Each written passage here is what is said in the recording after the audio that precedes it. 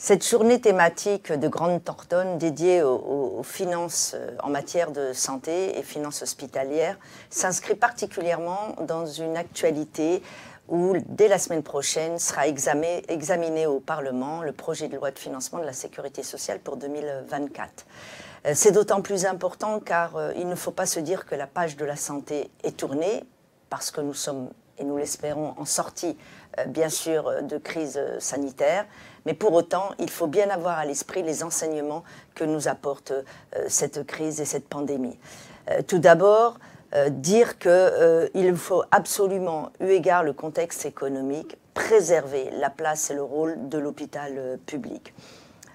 Le raccourci rapide de revenir à des économies purement comptables, sans lien avec les objectifs en matière de santé publique et sans lien également avec la juste réponse aux besoins de santé, serait à notre sens extrêmement préjudiciable à la fois à l'état de santé des populations, mais également à nos finances publiques. Pourquoi ?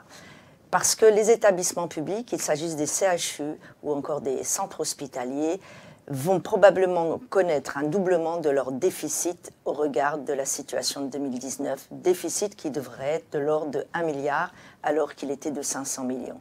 Ce déficit s'explique par, d'une part, un effet ciseau lié à la fois à l'augmentation des charges, telles que les valorisations, les mesures en matière salariale liées au pouvoir d'achat et bien sûr l'impact conséquent de l'inflation sur les coûts, à la fois sur les coûts de construction et sur l'énergie et les équipements.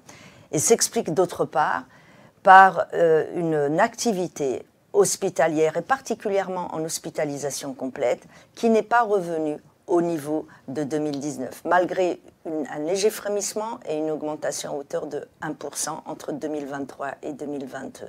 C'est d'autant plus essentiel qu'il s'agit d'un enjeu également de santé publique, car nous estimons à 3,3 millions de séjours qui n'ont pas été réalisés depuis 2020 au regard de 2019. Donc autant d'enjeux de santé publique qui se traduisent par des reports d'intervention et de reports d'activité. C'est la raison pour laquelle la page de la santé n'est pas tournée.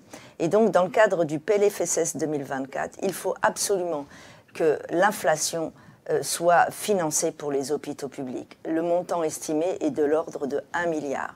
Pourquoi ? Car il convient de consolider la place de l'hôpital public. Son rôle structurant dans l'organisation des soins sur les territoires n'est plus à démontrer. Son rôle en matière d'enseignement, de recherche et de formation des futurs professionnels de santé, et en particulier des médecins, doit être renforcé pour ainsi répondre à la fois au double objectif de meilleurs soins, d'une meilleure prise en charge de nos patients et de maintenir l'excellence de la médecine française.